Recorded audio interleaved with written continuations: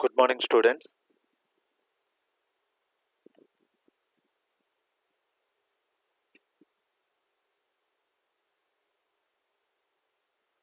So, in the last class, we have concluded collections and have given introduction to multi-threading, and we are supposed to complete this multi-threading concepts today. And today, I'll just demonstrate you the two different ways of creating threads. That is, extending thread class and implementing runnable interface.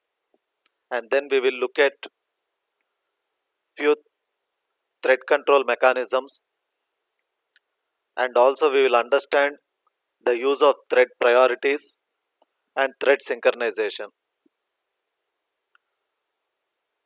And yesterday I have already discussed why do we require to go for multi-threading, and I have also given brief about the difference between process-based multitasking and thread-based multitasking.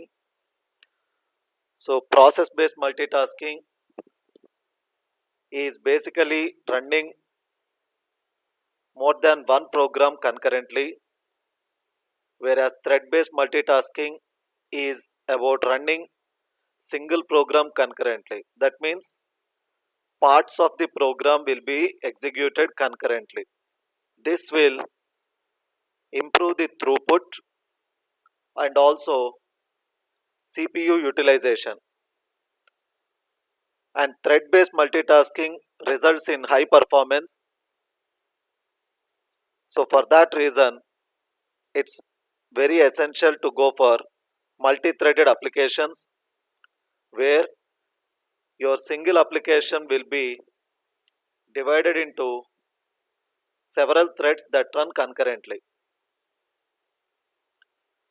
And you might have remembered the different states that a thread can be in, I mean, the thread life cycle.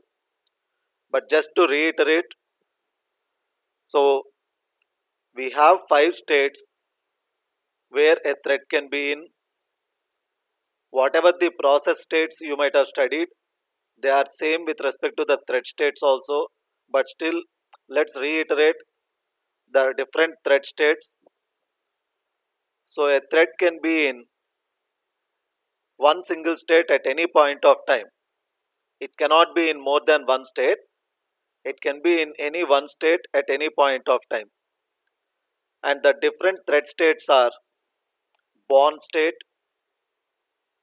ready state, running or active. Either of the term it's fine. Ready, running or active state. And next, sleeping or waiting or blocked. You can use any of these three terms: sleeping or waiting or blocked state. And lastly, the dead or terminated state. So these are the five states where a thread can be in. And as I said, at any point of time, a thread can be in one single state only. All the newly created threads are said to be in born state. And if a thread is in born state, it's not available in the main memory. It's still waiting for its turn to get inside the main memory. And if a thread is invoked start, then it is said to be occupied in the main memory. And all the threads that are ready for execution will be coming into the ready state. And once the CPU decides for a thread to be executed, then the thread is said to be in running or active state. And suppose a thread invokes a sleep method, or it invokes some IO operation, or it will be suspended for some other event to take place, then the thread will move from this running state to the blocked state. And once the IO operation for which the thread is suspended, or the event for which the thread was waiting, if it is ready, then again the thread will be moved to ready state, because by the time when it was waiting for the event to happen, that is in the blocked state, the CPU might have scheduled another thread for execution on the running state. That's the reason any thread which is in blocked state, if its IO operation is ready, or if its sleep is over, or if it is notified by some other thread, or if the event for which it was waiting is over, then again the thread comes back to ready state but not to the running state directly. And once the thread task is completed, I mean whatever the task assigned for a thread is over, then it moves to dead state. That's the terminated state, by just reporting to the calling thread that the task it was assigned is accomplished. So that's how the thread will be moving across these states, and the thread will be moving among these three states primarily, that is between ready to running, running to blocked, blocked to ready. So in this circle mostly the thread will be spending its time. So that's what about the thread states. And how do you create threads in Java is using two ways. The first approach is by implementing runnable interface,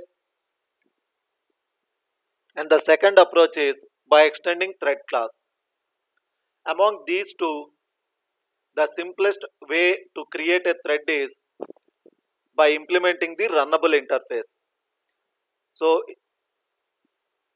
and generally we will be going for extending a class only when you want to have some additional behaviors to the existing. Other than that, if your intention is only to create an entry point for the thread to execute, then it's always recommended to go for the simplest mechanism, that is implement the runnable interface. So even as per the industry standards, most of the times you will be creating threads by implementing runnable interface than compared to extending thread class. This point need to be remembered. As per industry standards also, most of the times we will be creating threads by implementing runnable interface than compared to extending thread class, because we will be creating threads and our intention is mainly to create an entry point for the thread to begin. And this runnable interface has only one single method to be implemented, that is public void run. So there's only one method that you need to implement by implementing this runnable interface, that is public void run.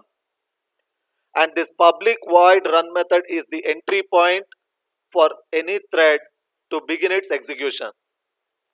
And from this run method you can even call other methods, just like how you call from the main method, because we know that main is the starting point for the program execution, and from main only you start creating objects, you start calling other methods from other classes, and that's how you will be doing. In similar fashion, when you create a thread and you require an entry point for the thread to begin its execution, and that entry point is going to be the run method. So all that you want to do when the thread begins its execution, you are going to place that code in the run method. And as I said, from this run you can even call other methods, just like how you do from main.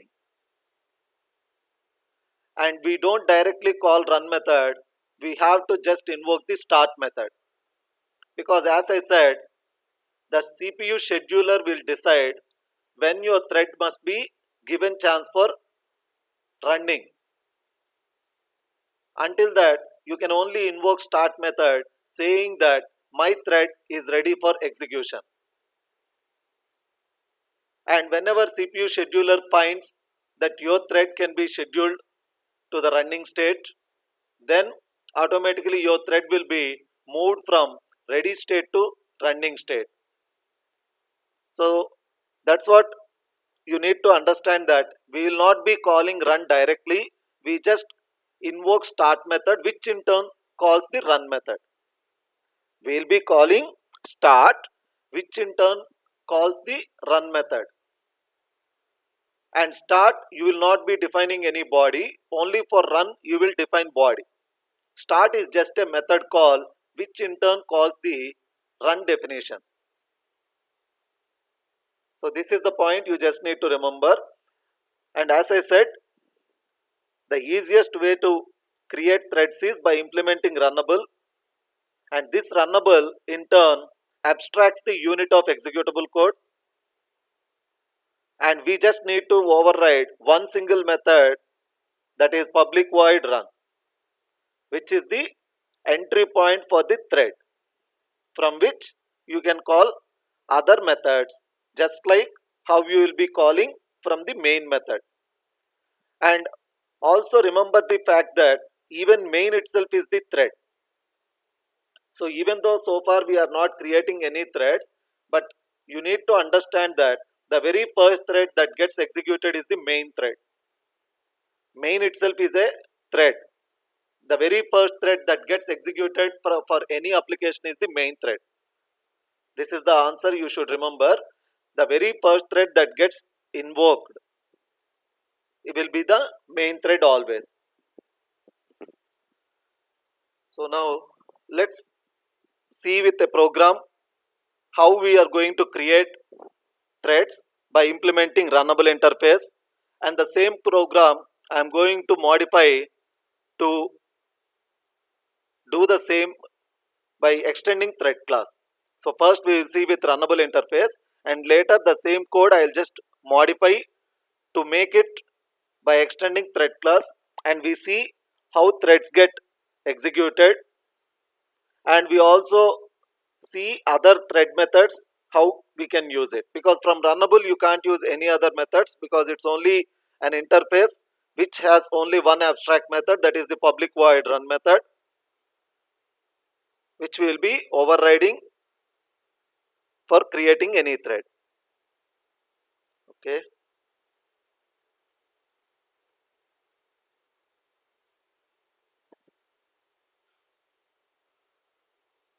so let's create a runnable demo.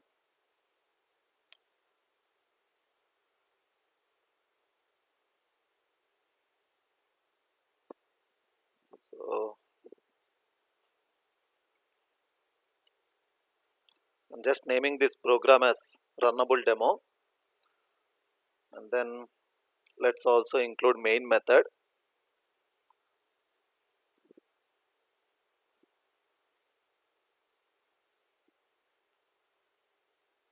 So before this runnable demo and creating another threads, let's create a class,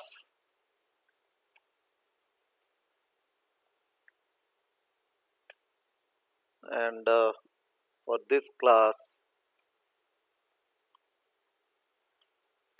I'm just declaring a variable of thread type, and this thread class is belonging to lang package only. That's the reason when I'm writing directly thread t, it's not giving any error and not giving me any fixes asking me to import so and so package, because thread class belongs to the lang package, which is the default package that gets added to each and every application. So I'm defining my own constructor.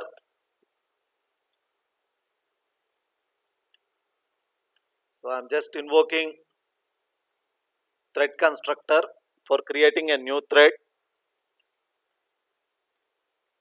and you can even give name to this thread. You can give any name to this thread. So just understand, this nothing to do with other than giving our own name.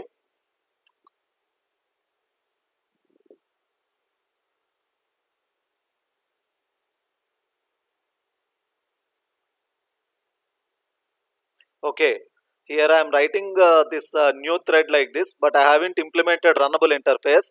So we have to implement runnable interface, then only you can create the thread with runnable. So implements runnable. So now you can see it's gone, and the other error, it's expected. We need to override that runnable interface method, which is nothing but the run method. So this is how you can just ignore all the errors. And now I have set my own name to this thread, and we have already understood the use of this in previous sessions. This refers to the current invoking object, so that's what here this is meant for. Now, in order to understand, I'm just including a print statement,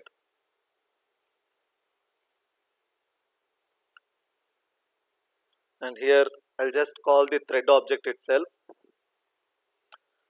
and then we need to start this thread.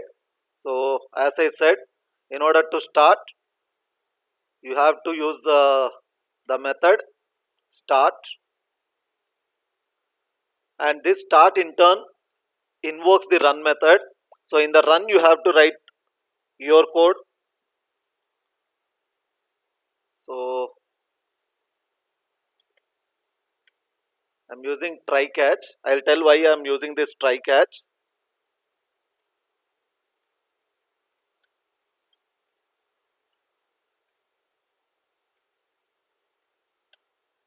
So I'm going to create multiple threads.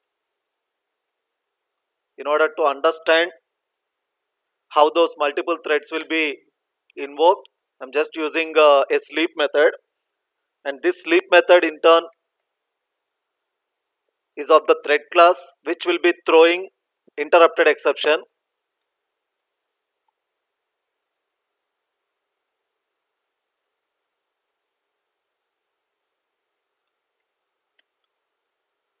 So let's just display the variable itself, and now what I'll do is I'll just invoke the sleep method. Here you can see sleep method will take one argument, that is long milliseconds. So I'm just going to give some 500 milliseconds, and here you can see now try. So this sleep method, here you can see the signature, the sleep method signature you can see here, void java.lang.thread.sleep throws interrupted exception. And when we have discussed about exception handling, I have said the usage of throws. So if any method is having this declaration throws so and so exception, what does it mean? So that method, whoever is going to call, it is their responsibility to handle that type of exception. So here I'm just making use of sleep method of thread class, and that thread class sleep method is having the declaration like this. As you can see here, void java.lang.thread.sleep long millisecond throws interrupted exception. And since I am calling this sleep method of thread class, so it's my responsibility to catch this particular exception, that is interrupted exception. So for that reason I have written this try, and now I'm going to handle that by using catch interrupted exception.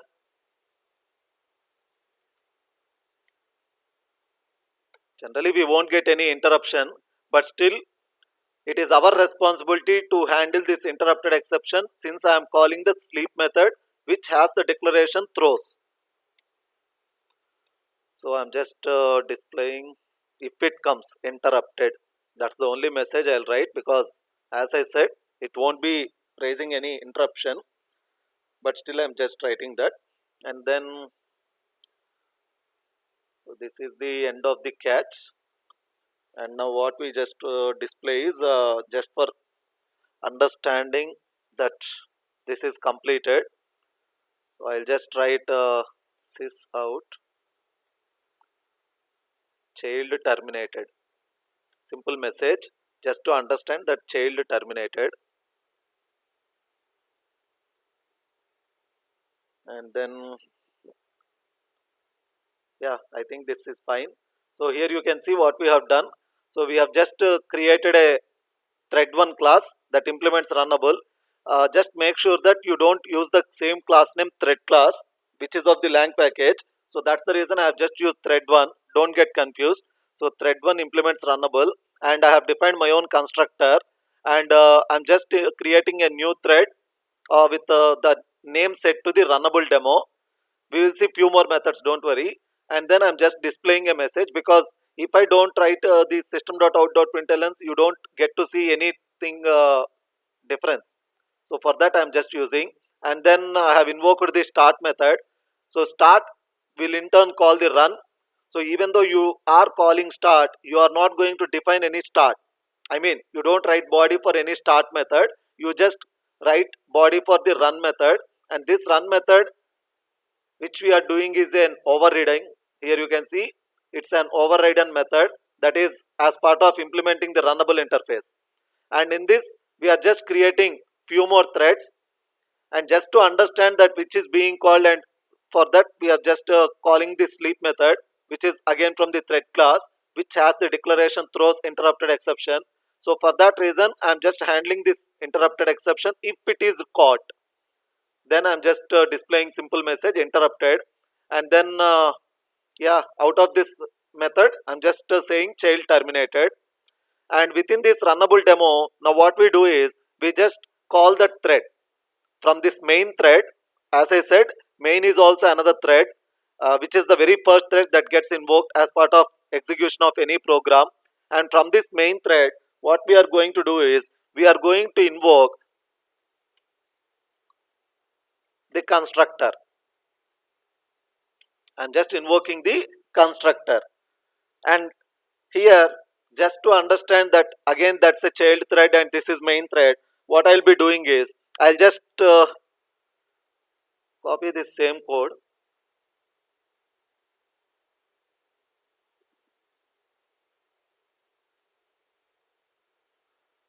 So, and then I'll just paste it here. And here what I'll be doing is, here instead of writing child, I'll just write this as main. And if it gets interrupted, just to understand, I'll just write main interrupted. And here I'll just write main terminated. And in order to have the difference, I'll just change this time to 1000. So child will be invoked for every 500 milliseconds, whereas main will be invoked for every 1000 milliseconds. Just to understand the differences, I am just modifying like this. And now main need not be called as start, because by default main will be the starting thread. Let's run this and see how things will happen. So here you can see how it is being displayed. So this is the output we are getting. Just understand from the output what was happening actually. So we know that main is the very first thread that gets invoked, and from the main, the very first statement what we have done is we have called the thread1 class constructor. And in the thread1 class constructor, what I have done, I have just created a thread, and then I have called child, and then thread we have printed the thread object itself, and the thread object is displaying. Here you can see this is the name of the thread, and this is the priority of the thread, and this is the thread group. So thread group by default it's main group, since we haven't created any thread group, so it is displaying me the thread group name as main.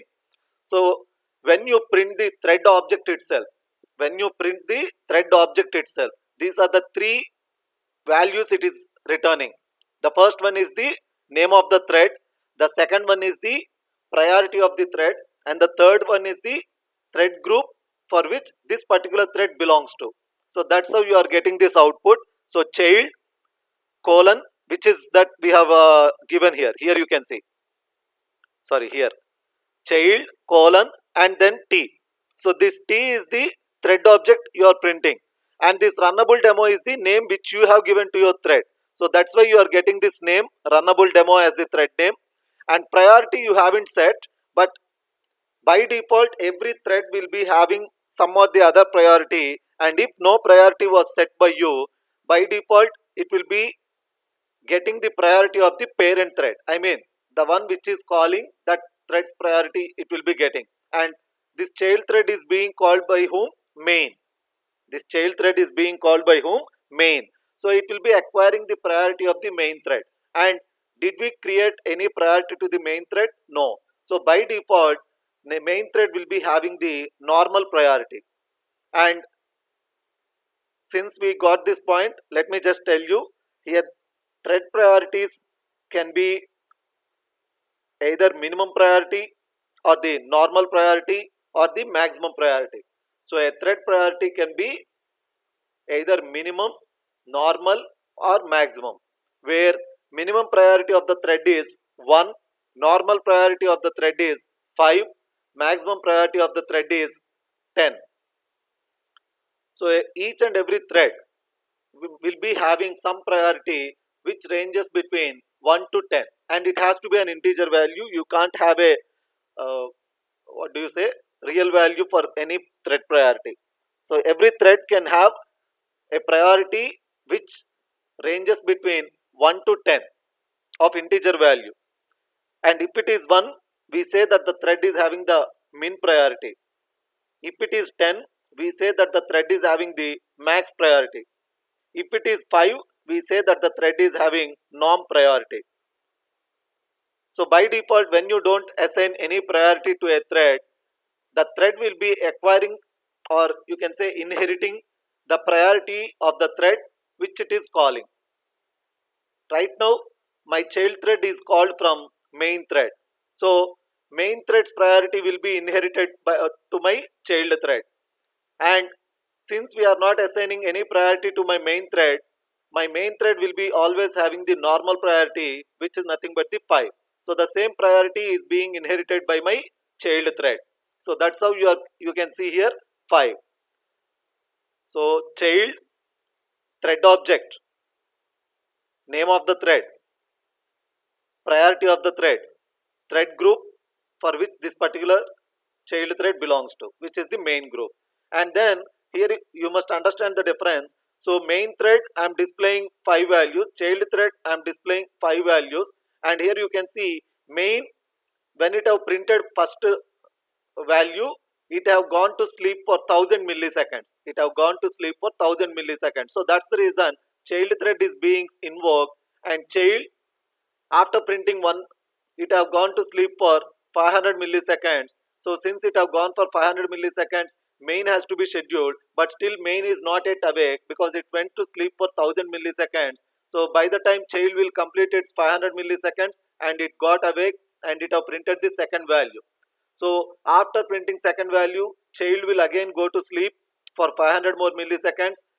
So that's the reason after two values of child are printed, main is again ready. That means main completed its 1000 milliseconds. So that's the reason here you can see main being coming into picture.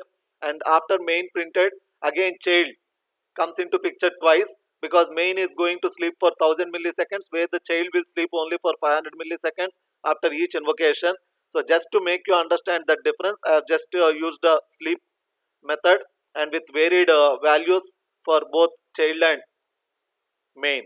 And here next main 3 and then child 5, and you can see child got terminated because child is completed its task, that is printing of 5 values.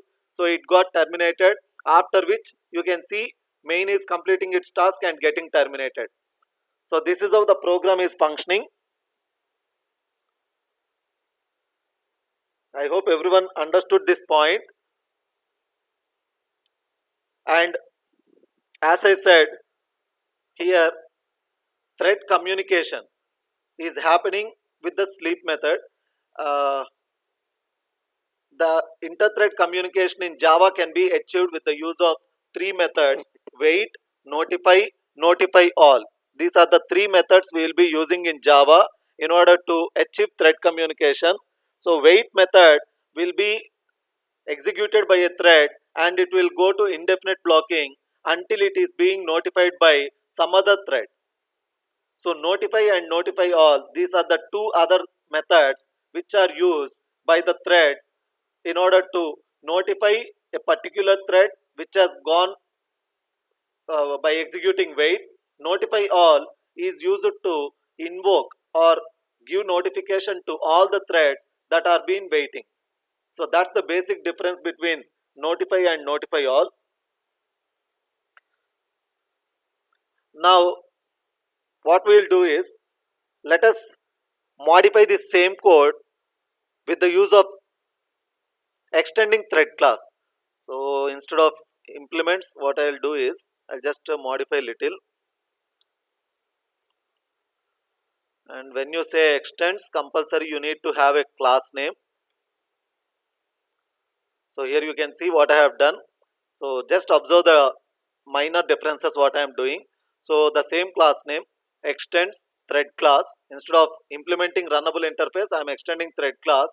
So instead of calling this, what I'll be doing is I'll directly call the super. I'll directly call the super, and here I'll write there we have written runnable demo na. Here I'll just write thread demo. I'm just calling the super, and we know the use of super also.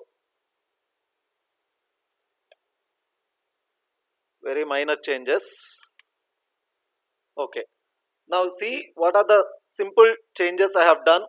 So here what I am doing is, instead of implementing runnable interface, I have just extended the thread class. I have just extended the thread class, and since I am extending the thread class, I am invoking the thread class constructor directly. I am invoking the thread class constructor directly by using the super.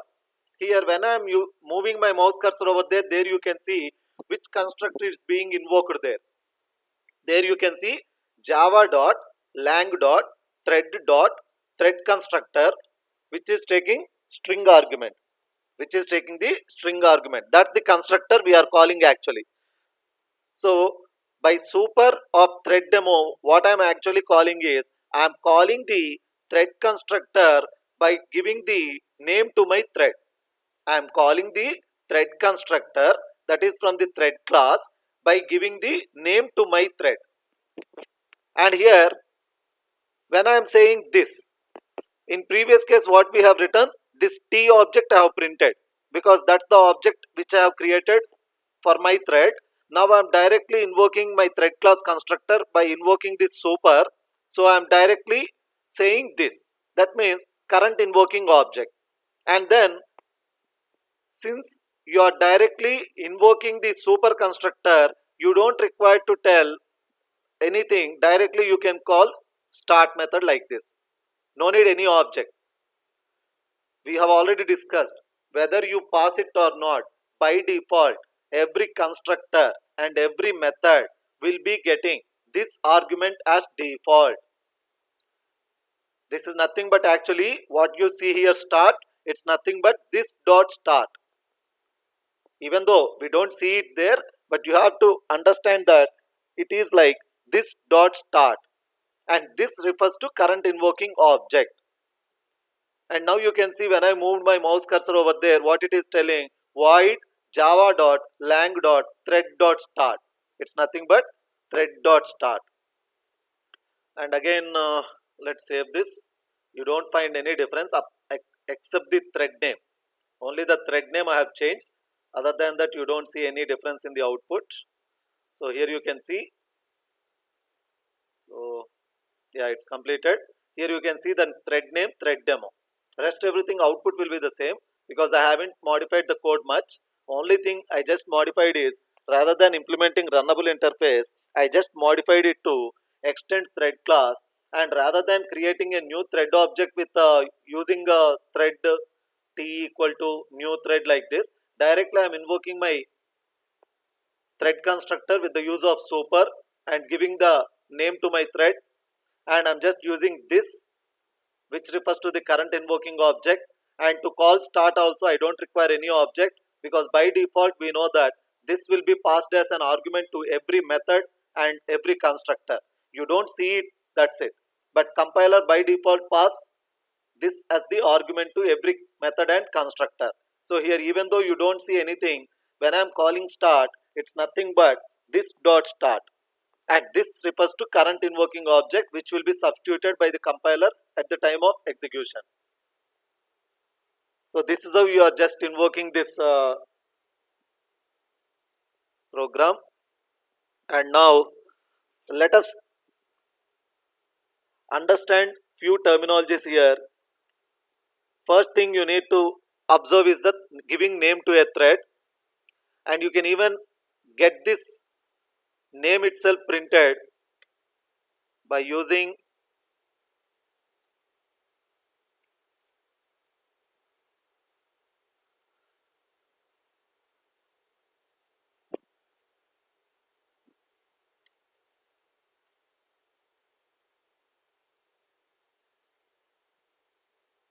okay, yeah, current name. So here we can just use this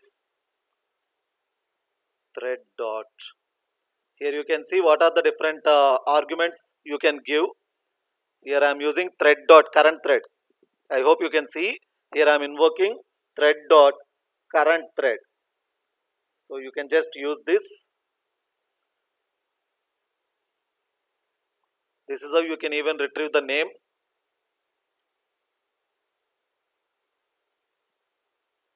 So here you can see current name. This is also the other way of retrieving. And here you can see main is the one which is calling this particular thing. How it is being called. That's current thread which is saying main. When you are seeing thread dot current thread, you can see.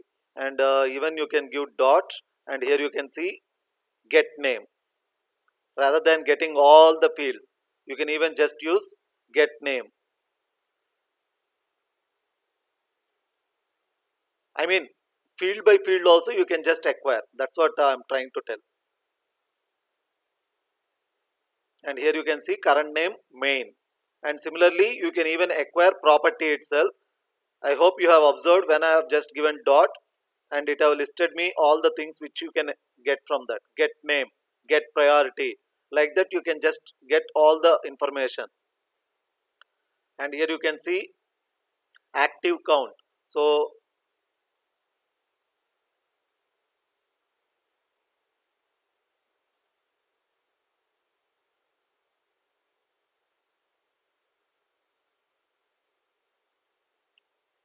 here you can see how many are active.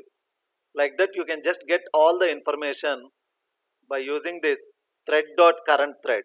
So it is used to get the current info, that is the thread information can be acquired by using this.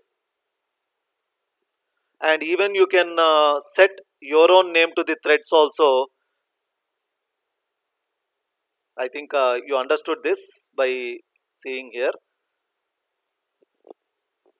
Now next thing you need to understand is how many types of threads will be there. In general, there will be two types of threads, and whatever the threads now we just created come under the category of user threads. And there is another way of creating threads, that is daemon threads. There are two types of threads basically, user threads and daemon threads.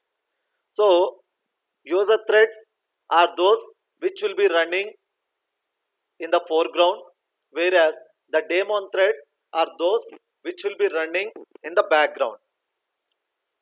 And the best example daemon thread even now that gets running is the garbage collector.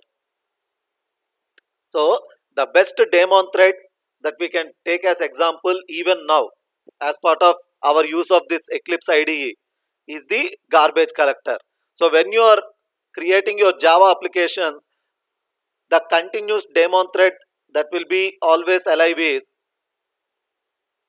garbage collector, because garbage collector will be running in the background, which will be periodically verifying for the unused objects, and it starts erasing them from the heap memory. So it won't be seen in the foreground, but it will be running in the background, and in the foreground your user threads will be performing the task assigned by your application. So just one thing you remember, so there will be two types of threads, user threads and daemon threads. So daemon threads are those which will be running in the background, and user threads are those which will be running in the foreground as part of the application. And daemon threads will be always having the lowest priority. Daemon threads will be having always the lowest priority, where your user threads will be having priority ranging from normal to maximum. I repeat, always the daemon threads which will be running in the background will be having the priority very low. That's nothing but the minimum priority. Whereas the user threads which has to be run in the foreground will be having priority ranging from normal to maximum. Since we are discussing about thread priorities, first let us understand what these priorities are meant for. So, I already stated just before that a thread priority is an integer value which can range between 1 to 10. And why do you require this thread priority? The first question that arises is, why do you require this thread priorities? So basically, a higher priority thread will not execute faster than a lower priority thread. It only gets more time than compared to a lower priority thread. So this is the point need to be understood. So don't just feel that if a priority of a thread is high or max, that will not be running very fast than compared to low priority thread. Only thing is it will be getting more time than compared to the time given for a low priority thread. And another thing also need to be understood is when there in, there is a context switch that has to be taken place, when there has to be a context switch that has to take place, then there may be several threads waiting for CPU. Among them, which thread should be given chance for getting executed? At the time, this thread priority comes into picture. So among several waiting threads, the one which has higher priority will be first getting chance to be executed by the CPU. This is where the thread priority comes into picture. So whenever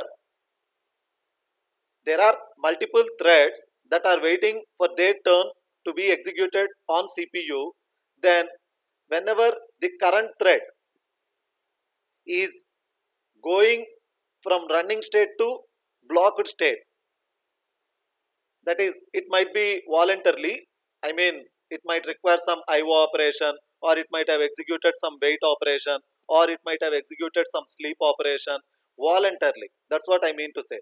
So if the current executing thread wishes to move from running to waiting voluntarily, then one of the thread from the ready state should be chosen for executing. Then which thread will be chosen is dependent on this priority value. So the one which has higher priority will be given first chance to be executed by the CPU. Now, another question also arises. What if there are multiple threads with same priority? This is also another question, because we understood the point that the higher priority thread will be given first chance to be executed by CPU.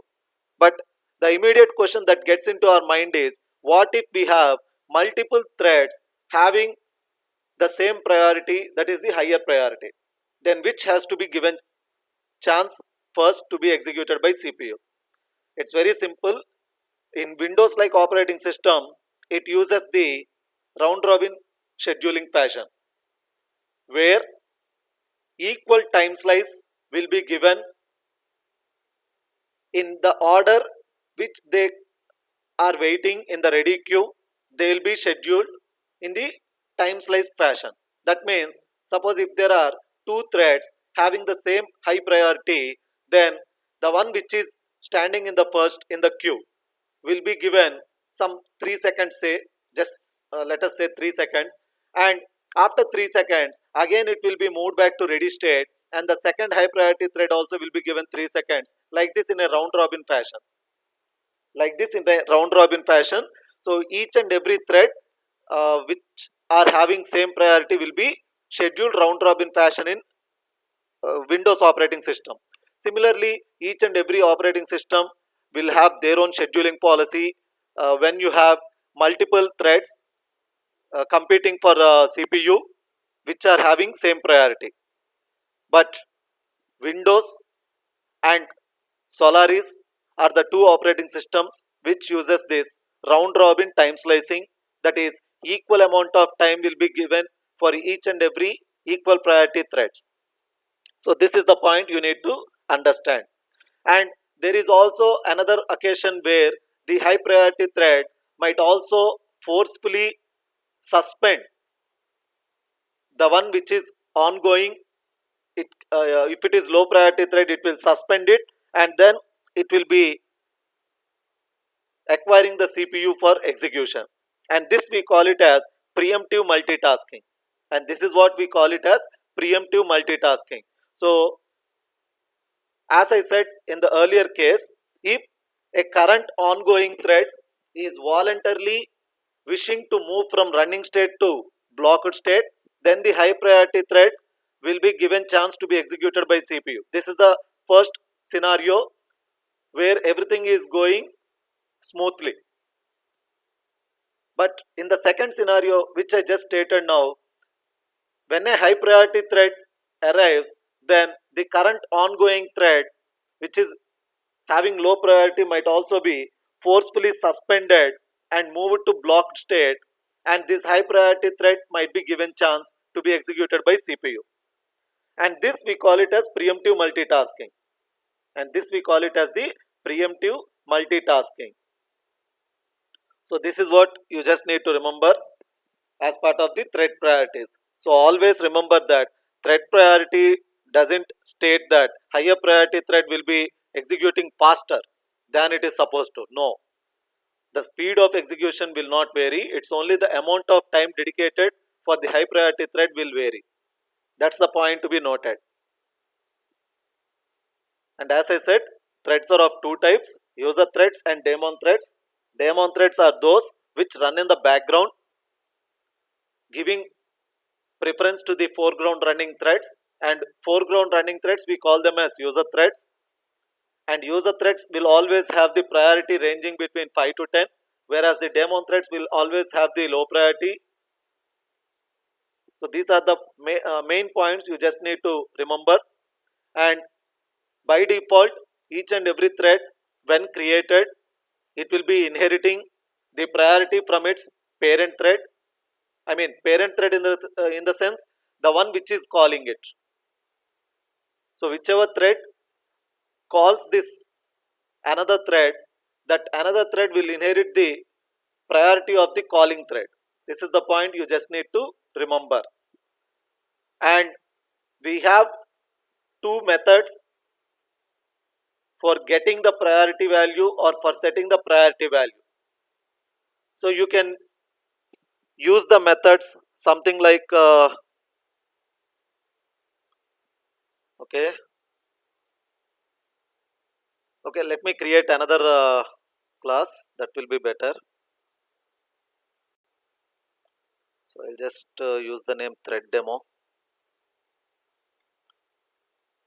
and let's create main also for us. Let's remove this to do stub code, and then here what we do is, let us just create a simple thread t equal to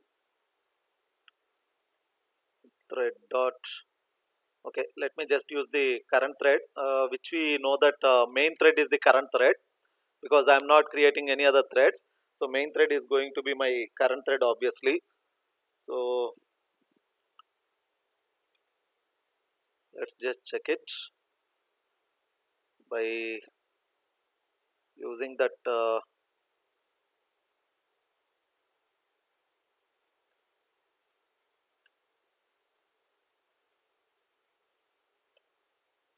as t dot. Okay, let me just get the name. Okay, let's just first understand Okay, fine. So current thread is main anyway. So I'm just using the main thread itself.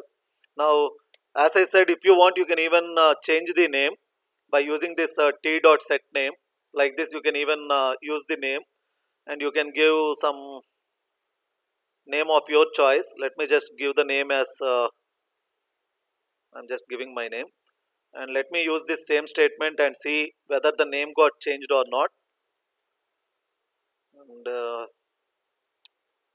so I'm just modifying the current thread name. Fine. The thread name is getting changed. This is how you can even change the thread name, and even you can even check for whether this particular thread is alive or not. Also, all that you can even check by just using like okay, sys out t dot. So here you can see is alive.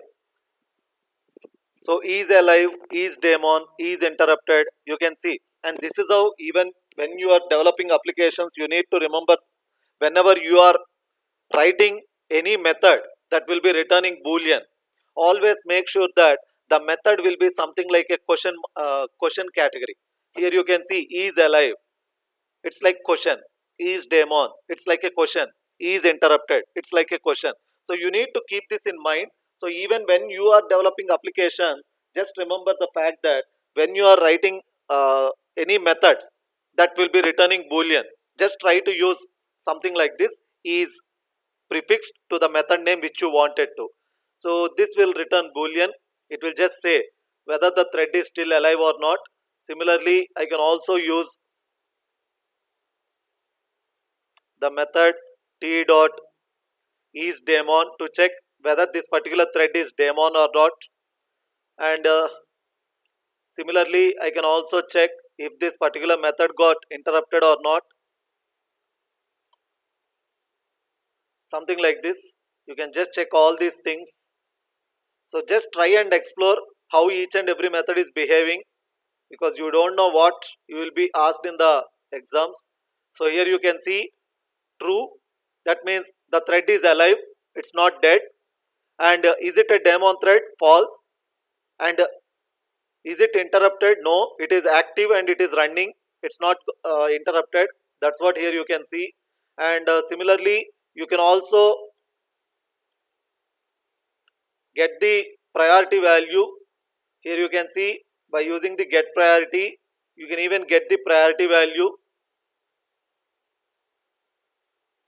So by default, it will be returning 5. As you can see, by default, we already said the default priority value is always 5. And suppose if you want to set your own priority, you can even set. Here you can see t dot set priority. So you can see t dot set priority. By using this method, I can give my own value, and the value you can give directly from 1 to 10. Or and after this, once again, let's print this priority value. Here you can see. And so first I am returning the original priority, and then I am modifying the priority. So here you can see first it has displayed me the priority value 5, and after by using the set priority I am setting the value to 8. And when I am returning that value, you can see 8 is being returned. And this is how you can do. And similarly, you can even set this particular thread. I mean, if you are interested to make this thread a daemon thread also, you can do by just using t dot. Here you can see set daemon, and here you can write here you can see true. So by just setting like this, you are going to make this thread as daemon thread. You are making this thread as daemon thread. And after this, if you ask it,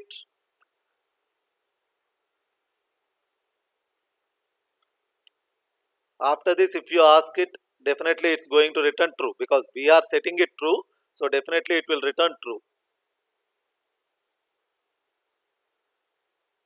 Okay, illegal thread state exception. Yeah, as we know that I hope you can understand this, because main I can't set it as daemon. because main is the one which is responsible for the entire application start and execution. So main I can't set it daemon. Just for showing you I have written. I expected this exception. So don't set main thread any time daemon. If it is any other child thread, you can do that. And but just understand, by using that set daemon of true, you can set any thread as daemon thread apart from the main thread. And then even you can invoke, here you can see t dot destroy, and you also have okay, let's destroy it. And then, so don't worry, it's a deprecated method. That's what it will give this strike and text. So destroy is a deprecated method. That means with the present version, destroy is being overridden by some other method. That's the reason it just comes with strike and text. You can just add this annotation to the main method so that no deprecated warnings will be shown. So if you just click this quick fix, you don't see that. And suppress warnings deprecations, automatically that warning will go off. And then if I just try to execute this,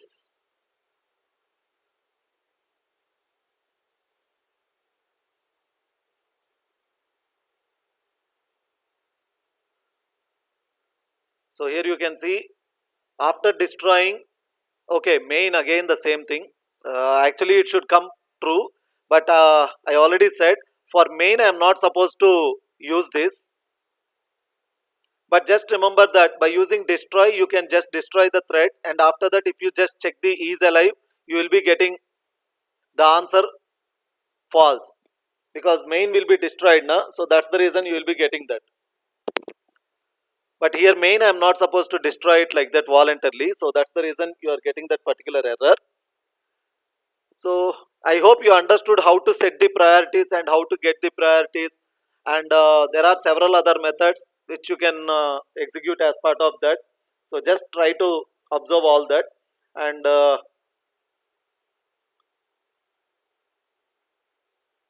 there are other thread control mechanisms which we need to cover. So as part of the thread control mechanisms, you need to understand that we will be using two methods. That is the join method you will be using. So join method, the main purpose of join method is the thread which invokes this join will be waiting until the thread on which it called terminates. So this is the definition of join. So whenever a thread, like I mean here you can see t dot join, but anyway this cannot be joined because this is the only thing. Okay, okay. So join comes with interrupted exception. Join comes with interrupted exception. So for that reason, it is giving me quick fix. Either declare throws or surround with try catch. If I declare with throws, by default it gets added to the main method. Here you can see main gets added with the interrupted exception. And suppose if I choose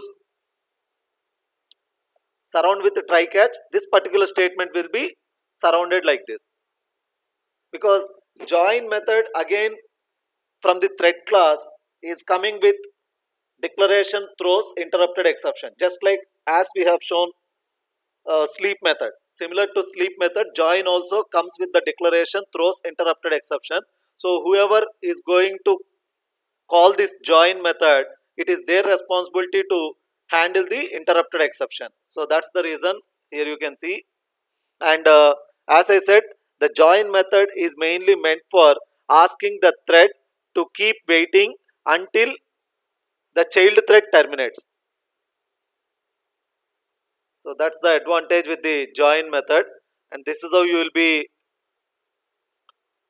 using the thread control mechanisms. And even here instead of using this set priority of directly value, you can even use this here you can see max priority. Like this you can use thread dot max priority -2. This is nothing but 8 only again. You can directly use integer value if you are okay. Otherwise you can also use like this, thread dot max priority minus 2, or thread dot min priority, which will be plus 1, so plus 7, which is nothing but again 8 only. Or you can also use thread dot norm priority plus 3, which is again nothing but 8 only. So these are the different ways of using. So these are the constants, these are the constants. Thread dot, here you can see the description, norm priority 5. When I am using min priority, it will show 1. When I am using max priority, it will show the value 10. So this is also the other way how you can use this. And even you can just see, if I am giving 18, so if I am giving 18 also, it will not raise any error. But when you retrieve the get priority value, you can see what is happening.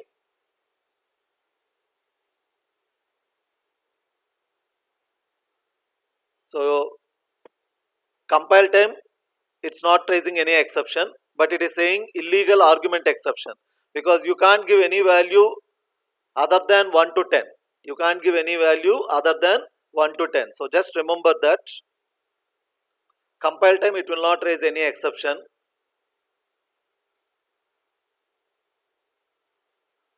So this is with regard to the multi-threading, that all you need to remember.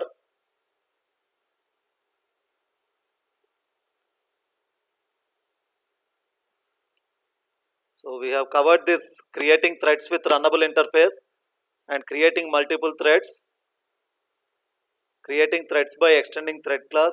Yes, we have seen. And thread control mechanism, just now I said. So thread control mechanism is basically understanding the join and isAlive methods. So isAlive will return false if it is not alive. It will return true if it is still alive. That's what the isAlive method meant for. So it returns true if the thread is still active. It returns false if the thread is destroyed. And similarly, you can also see join method. Join is waiting until the thread on which it is called gets terminated. So that's what the join is meant for. And thread priorities, as I have already given the theoretical description, it's only meant for knowing which thread has to be given more time and which thread has to be chosen when multiple threads are waiting for CPU, and the value can be only between 1 to 10. So that's all you need to remember. And coming to synchronization, so it's the very last concept of multi-threading. So thread synchronization.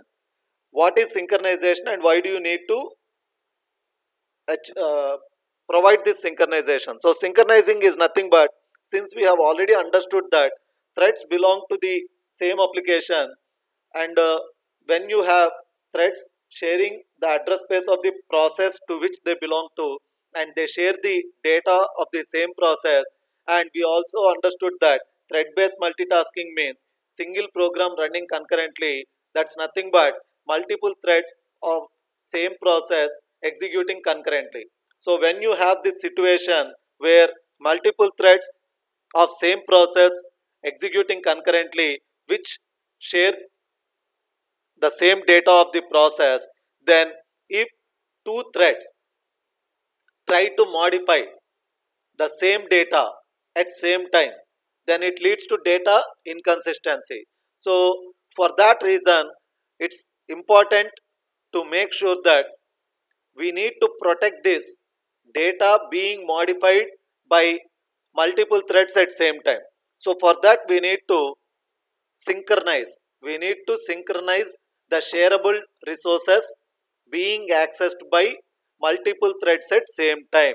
So the shareable resources need to be protected by being accessed at the same time. And that's what thread synchronization is all about. And in Java, it is very simple mechanism by just making the method prefixed by the keyword synchronized. Synchronized. Synchronized.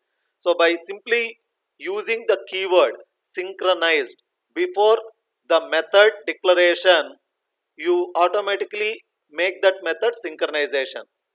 That's nothing but when multiple threads try to execute that method which is declared to be synchronized, the one which first gets control over that method will immediately acquire lock, so that other methods who wish to execute the same method cannot execute because the lock is not available. You can just understand in that manner that if a method is declared as synchronized, then you can just treat it like some locking mechanism.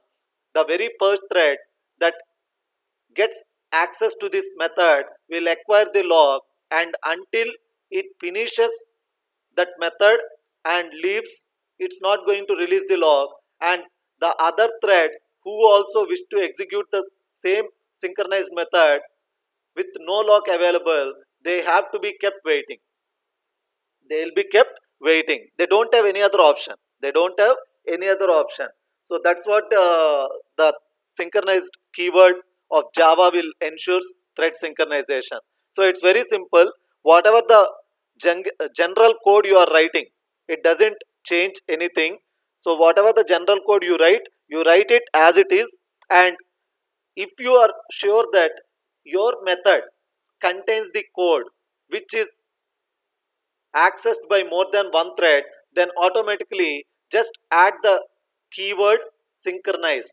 Just prefix your method declaration with the keyword synchronized, so that if multiple threads are being created also, only one thread can successfully gain access over this particular method and perform the alteration to the shareable data.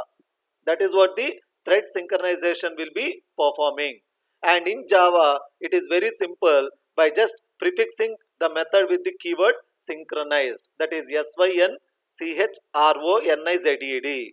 By simply using this keyword, you can just synchronize the method. And here you are given a simple account withdraw method as an example. You can easily understand that. So you know account withdraw mechanism. So if two people from two different places try to withdraw the amount, so what has to be done? We know that only at one place first withdrawal should be successful, the other place it should be only after that. So for that reason, here you can see this particular method withdraw is being prefixed with the keyword synchronized. This withdraw method is prefixed with the keyword synchronized, so that the very first thread who wish to perform this withdraw method will be successfully executing until it completes withdrawing and updates the balance. Until it completes withdrawing and updates the balance, all the other threads who wish to perform this withdraw method will be blocked, will be blocked. And that's what I said, wait, notify, all those things comes into picture. So whenever the thread gets blocked, due to which it doesn't have the lock free, and whenever this first thread completes, then the other threads who wish to perform the same withdraw operation will be notified saying that lock is available now, so you can proceed with your operation. So this is how synchronized keyword in Java will easily perform synchronization. You don't need any additional mechanism for this. And this is what about thread synchronization. So with this, I'll just put full stop to this multi-threading concept. And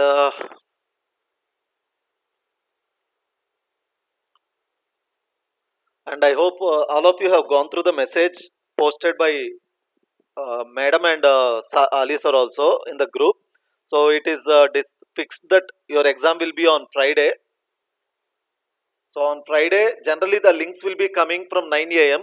But we will try to see if it can be given from 10 a.m. access, and you will be taking the test from your own laptops, and it's time bound. And just make sure that you are going to clear all the test cases of the logic building exercise, and I have been receiving since yesterday from many people saying that few of the solutions they are not able to get, but individually I can't give answers to everyone. So that's the reason I asked, is there any logic building exercise that you wish me to help on a general note? But not many of you have responded to that. But individually, it's quite difficult for me to give answer or explain how to perform all that. That's the reason whichever I felt little tough for majority, I have just given that. And surprisingly, few of them have asked me how to perform the hill pattern also. I have already opened the logic building exercises here. This is from M1.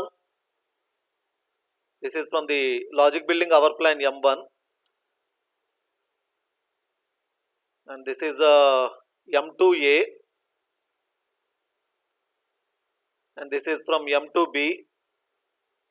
And I already said that try completing M1 and M1A. M2B we don't know.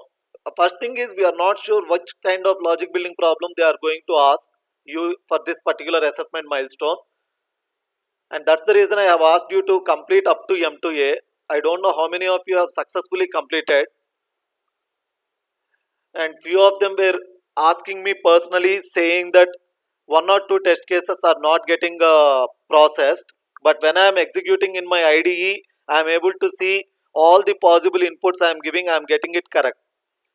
That's what you need to understand. Your IDE, you will be giving the test cases which you expect that you will be getting it correct only, but the server side what they are going to give is the failure test cases also they will be giving, in which your logic should not return any result. In that way you have to think and write logic, and if you fail in writing, not only meeting that successful test cases, you also need to write your code which will also include the failure test cases. In such a way you need to write, and no way you can give complaint or you can tell that some of the test cases are not getting passed means there is something wrong with the particular uh, mechanism, because all the problems given here will pass all the test cases. If one or two test cases you are not able to pass and you are damn sure that your code is correct, no, there is some minute logic mistake which you are doing, due to which your code is not passing through all the test cases. So remember the fact that all the test cases must and should be passed in order to get full marks for the logic building exercise.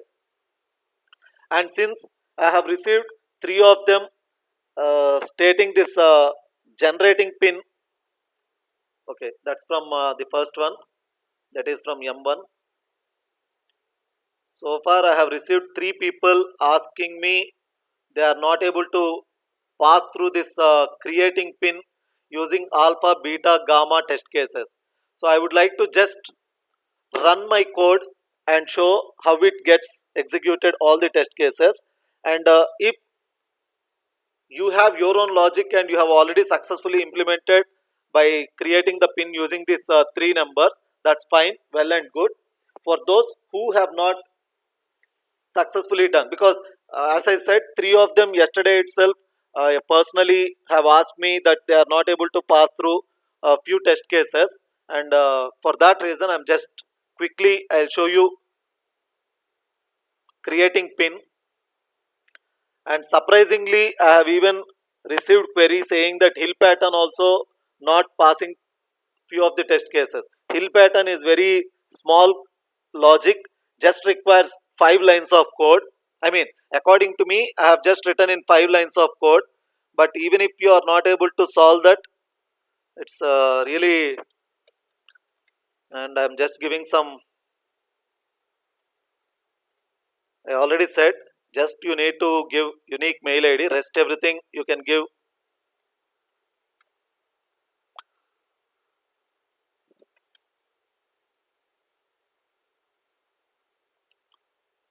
Only mail id has to be unique, rest of the fields you can have it same.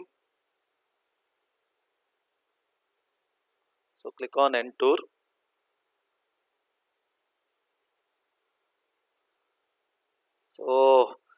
So creating a pin using three given input numbers, And the advantage with this question is we are already given clearly stating that the three input numbers will be ranging between 100 to 999. That means it is evidence that it is a three digit number. It is clear that whatever the inputs given are going to be three digit number. So when you are sure that they are three digit number, I don't think you should feel any complicated to find the units place and tens place and hundreds place from all the three numbers. And what I have done is I have taken three arrays for units, tens, and hundreds. I have taken three arrays for units, tens, and hundreds, and then I have acquired all the unit digits from all the three numbers and stored in units array, and all the tens place digit from all the three numbers and stored in a tens array, and all the hundreds digit from all the three numbers and stored in a hundreds array. And then simply I have passed this array to a function called min function. I have written my own function min function, and then I have called min function, which will return me the minimum among these units, tens, and hundreds, so that I'll be getting three values: the minimum among units, the minimum among tens, the minimum among hundreds. And then one more digit we require, that is the largest digit among all three numbers. We need to also find the largest digit among all three numbers.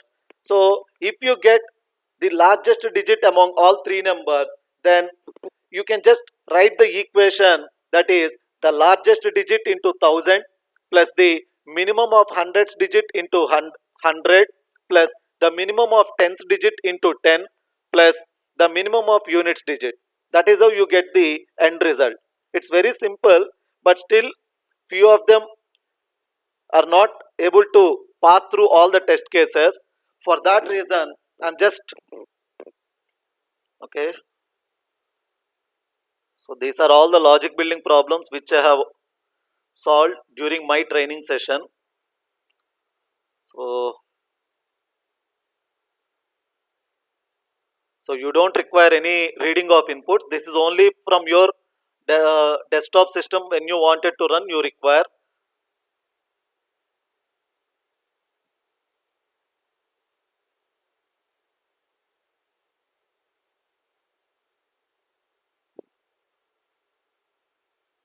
And you don't require one brace. Okay, more.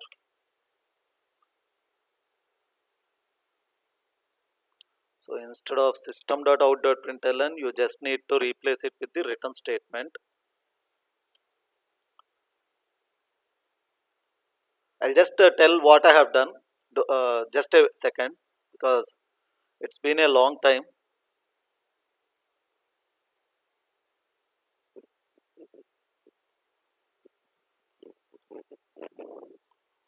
Okay, it's working fine. So let me just tell my logic. So here you can see these are the three input numbers which they are providing you as the arguments with the input. Now what I have done is I have just taken these three inputs into an array, so that I am not going to write separately for extracting the tens digit, hundreds digit, units digit from each and every number separately. For that I have just stored all these three numbers into an array.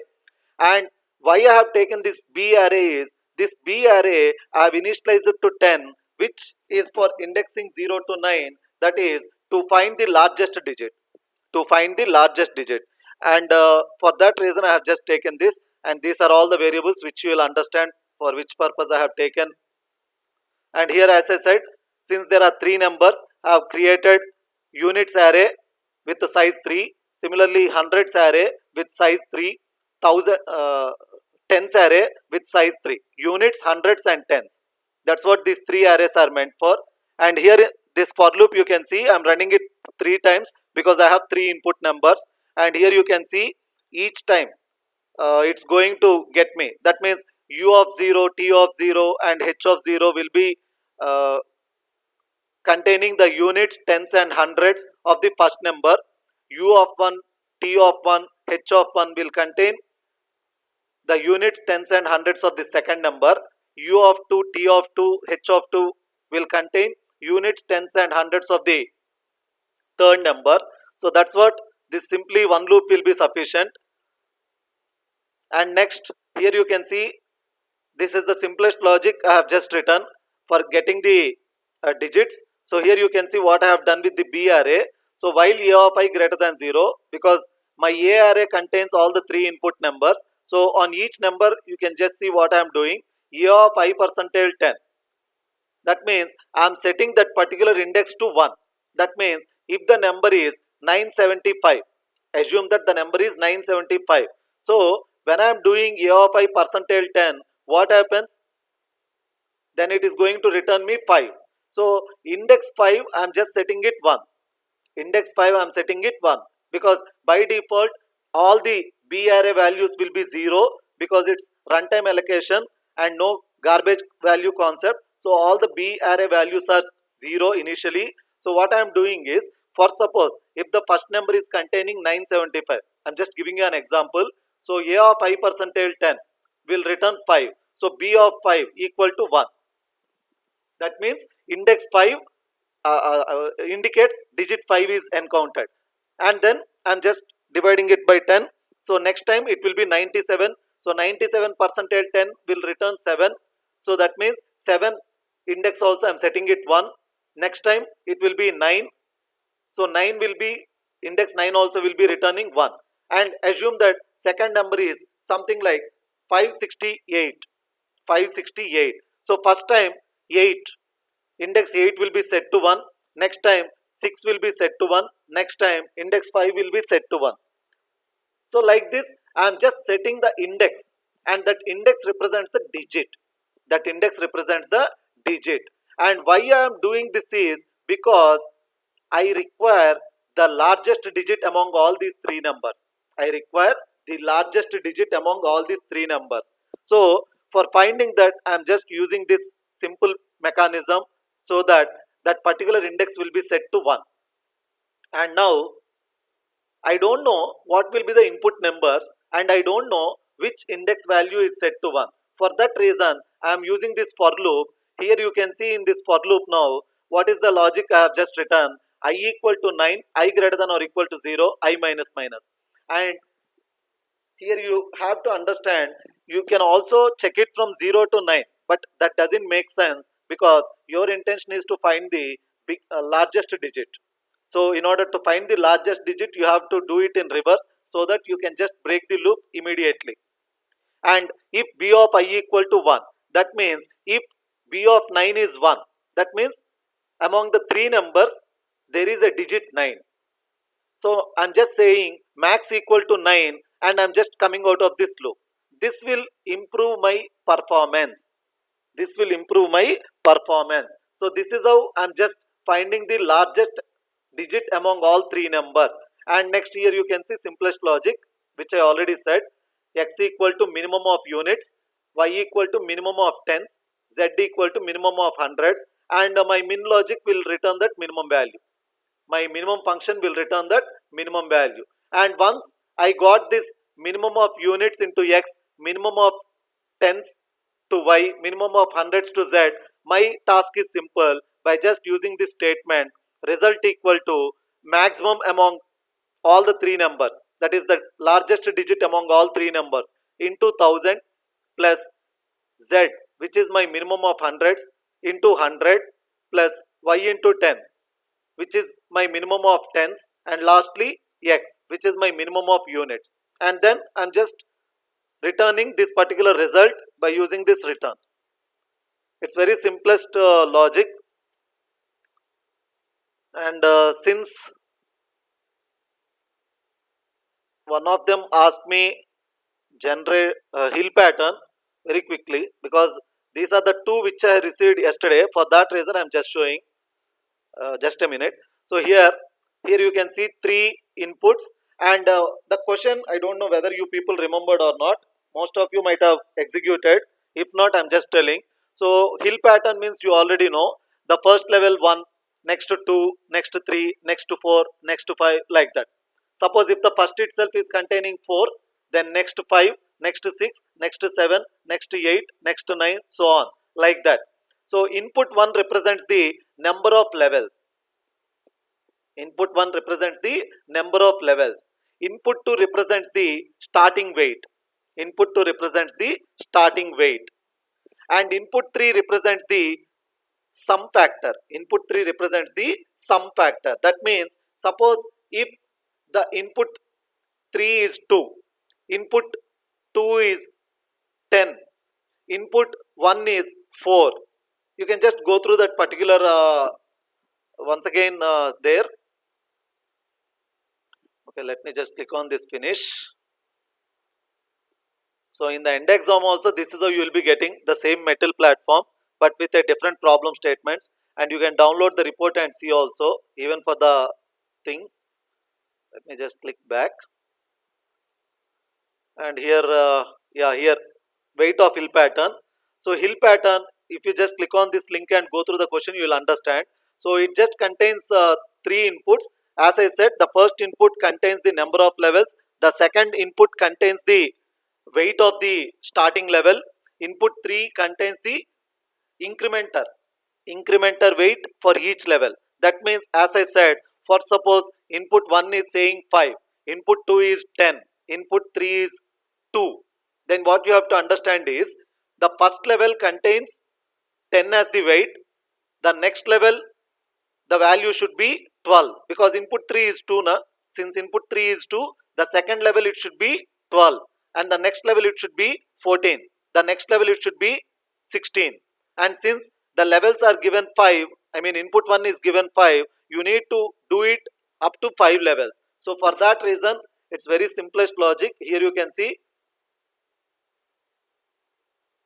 you can just do this simple logic. So sum being initialized to the initial weight, that is the input 2, and a temporary variable which I have taken to just store this initial weight only.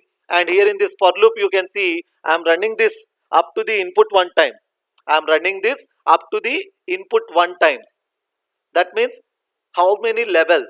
How many levels is given in input 1 na? So for that reason, I am just running this for input 1 times. And here you can see I am just doing it by adding the input 3. I said now input 3 is the incrementer. So for that reason, I am just doing that.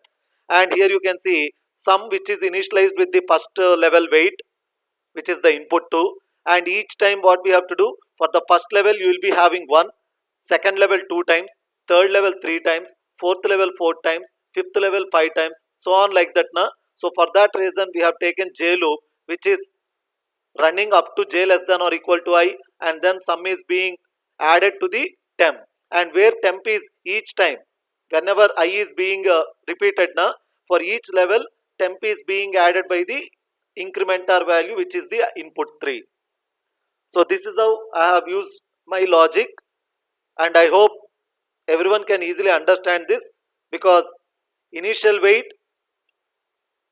that is input 2, set to the sum value, and then each time the for loop is I mean I loop is running, I am just adding the incrementer, that is input 3, and j loop is going to run up to I times by adding that temporary value which is containing the incrementer. And this is how you are just adding, and here you can just replace this system.out.println with return. So this is how you can just do. And for this Wipro kind assessments, you can just write your code to make sure that all the test cases get passed, but you need to practice more and more, not only to pass through the test cases, also to get the time of execution very less, because as you go further, definitely you will be encountering situations where even the execution time will be restricted, because I have already shown you while explaining the JUnit. So the timeout value also matters. The timeout value also matters. So just make sure that not just running through the test cases, but also you will try to optimize the code to make sure that the timeout value will not be exceeded. So It's been 12 o'clock anyway. Let's stop it here. And I need to start with RDBMS, SQL, and JDBC.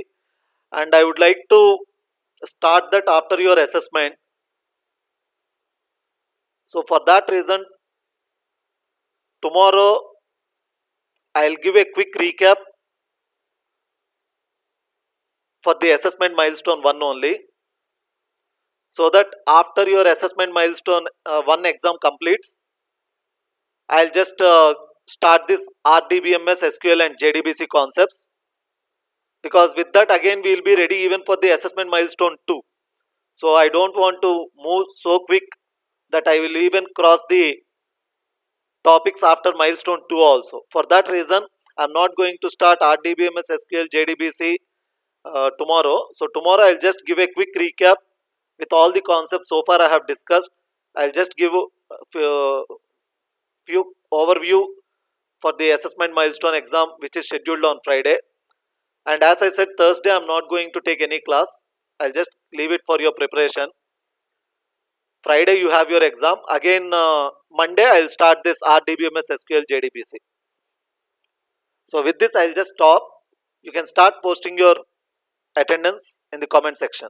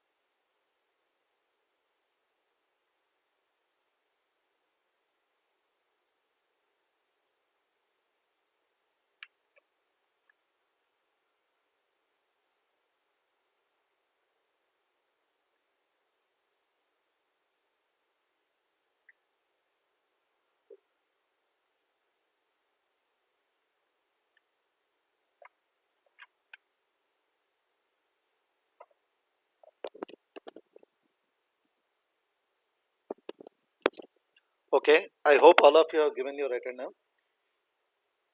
Let's stop for today, and let's meet for tomorrow's recap session for your assessment milestone 1. Thank you and bye.